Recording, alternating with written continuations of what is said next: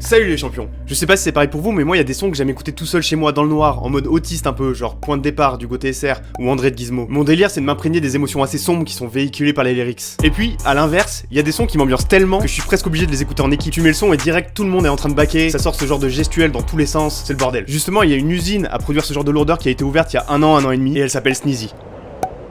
C'est-à-dire que depuis plus d'un an, ce mec ne sort que des sons comme ça, notamment récemment avec ses deux EP Dieu bénisse Super Sound volume 1 et 2 qui sont d'une rare saleté. Et ça s'explique grandement par le fait qu'ils sont composés uniquement d'ego trip. Le principe de l'ego trip est assez simple, c'est un ensemble de grosses punchlines qui permettent au MC de démontrer trois choses. Premièrement, la puissance financière dont il dispose, deuxièmement, son pouvoir séductionnel, et troisièmement, la taille de son immense pain de sucre. Et ça a pour but de prouver sa suprématie puisque ça va venir mettre tout le rap game en PLS, la concurrence se retrouve au chômage directement. Sneezy a décidé d'aller à fond dans ce genre de bail avec des punchlines qui restent dans la tête, qui provoquent des émeutes dans la rue.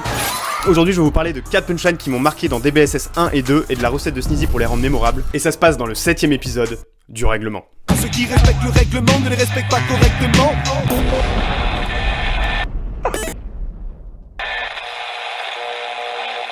Y'a que quand je veux serrer un top modèle, mon rebeu que j'appelle ça un mannequin challenge. Alors là, on a une punchline qui sort sur le phénomène du mannequin challenge, qui consiste à écouter Black Beatles de Ray Shrimurd et à ne rien faire du tout. C'est un défi que j'ai pas trop de mal à réaliser personnellement. Cette punchline m'a fait marrer, mais en fait elle est assez facile. Ça aurait été plus impactant de jouer sur le côté immobile du mannequin challenge. Et c'est ce que fait par exemple Dabs dans EDF. Quand y a de la meuf, t'es en mode attends j'arrive, je me change. Mais quand faut descendre en ampoule, tu fais le mannequin challenge. Et cette référence est aussi utilisée par Fix Niavo dans son bilan 2016.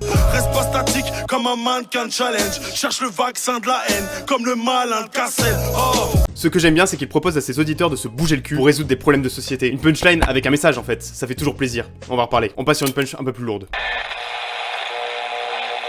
Boulet de canon qui part du cœur et que sont des gunners. Je suis chaud comme Robert Pires avec le maillot Dreamcast. Celle-là, c'est ma préférée du deuxième EP et elle est à mettre en relation avec celle sur Thierry Henry dans Rafia. Thierry Henry, j'arrive tout en finesse. Je confonds pas vitesse et précipitation. Sneezy réalise ici une sorte de coming out un peu. Franchement, moi aussi je kiffe Arsenal depuis longtemps, mais vraiment, là c'était pas le bon moment pour se la jouer gunner. Notamment lorsqu'il sort la punch. Sous la semelle, on a tout l'arsenal. Arsène Wenger, on a tout l'arsenal. Arsène Wenger, il risque de bientôt plus avoir d'Arsenal du tout avec le vent de protestation qui se prend dans la gueule en ce moment.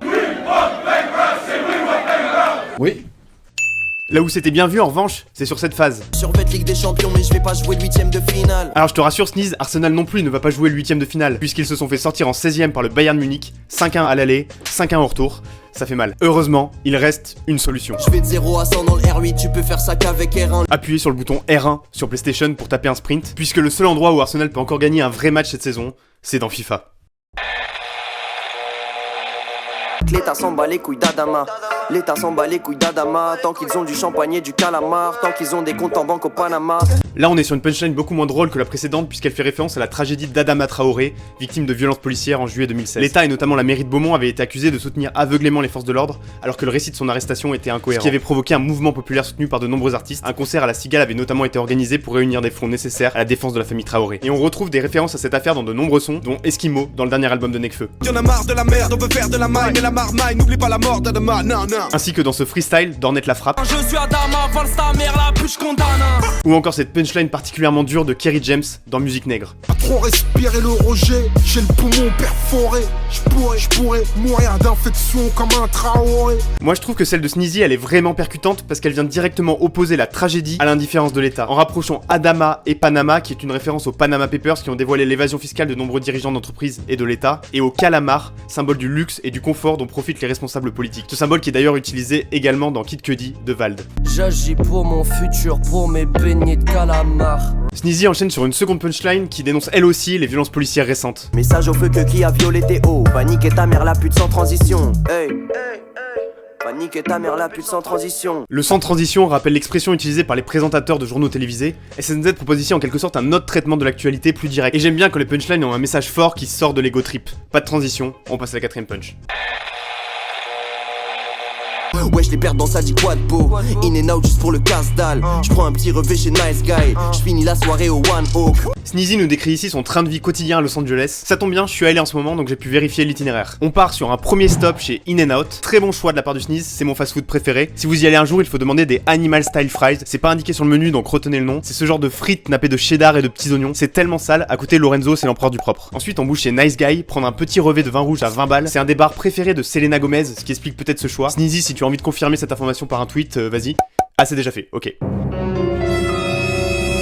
Je vais faire le la Selena Gomez. Et on finit la soirée au One Oak sur Sunset Boulevard, un des nightclubs fréquentés par Snoop Dogg et certaines stars du hip-hop ricain, et aussi accessoirement un des pires clubs de Los Angeles, rempli de FDP et gardé par des videurs agressifs et racistes. Pas vraiment le meilleur plan, sachant qu'il est à le Roxy, salle de concert légendaire de John Lennon et Bob Marley juste à côté.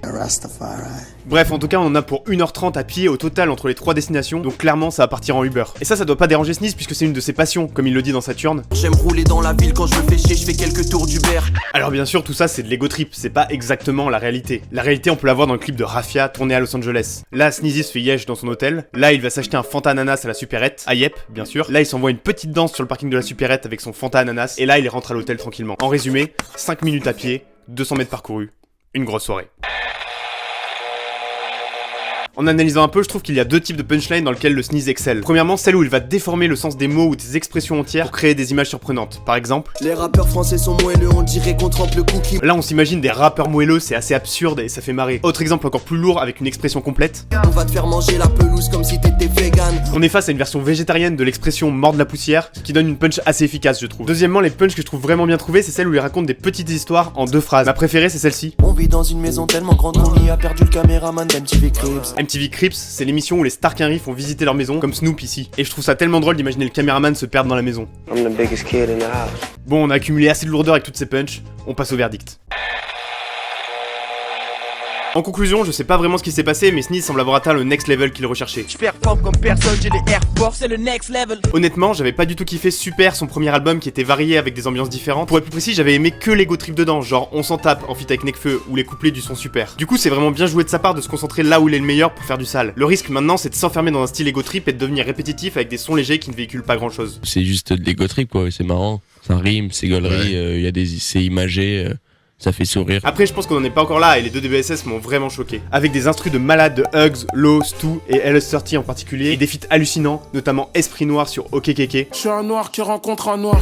Coupure de cage dans un coupé sport. Hancock de la piraterie sur Zanen. C'est ta tête qu'on vise à chaque couplet, c'est grave curieux, je pète une bouteille quand la vie s'acharne. Et Alpha One sur le remix de Wemek. Je vais vous foudroyer, où que vous soyez. DBSS 3 est déjà annoncé, vous n'êtes pas prêt pour ce qui arrive, je ne suis pas prêt non plus d'ailleurs, personne n'est prêt. En attendant, je vous propose de partager votre punchline préférée de Sneezy dans les commentaires, faites chauffer ça l'ami, vous pouvez aussi inventer une phase si vous voulez, à condition bien sûr qu'elle concerne l'équipe d'Arsenal.